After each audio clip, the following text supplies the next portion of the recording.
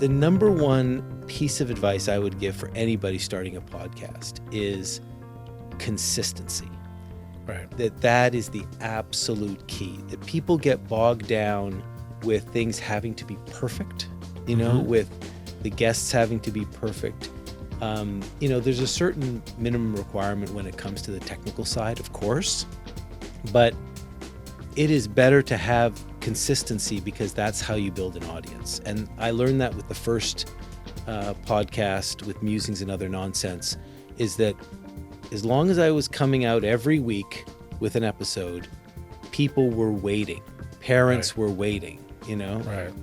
And that really made a huge difference in terms of building an audience. I've got a couple of stats for you. So as you know, there's a billion, okay, that's not a real stat, but a billion podcasts, or it seems like it, right? Most people quit after 6 or 7 attempts.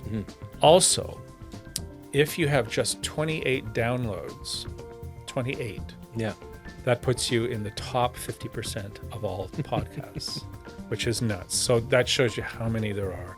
Given those kind of stats, why do you do the podcasts in the first place?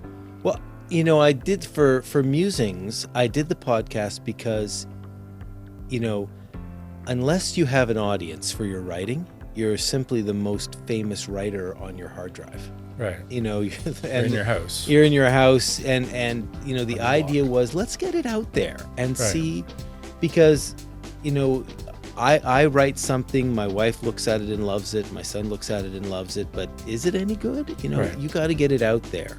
And very quickly, of the 35 episodes, I probably identified, you know, half of them that I was getting such an incredible reaction to them. People saying, this was amazing.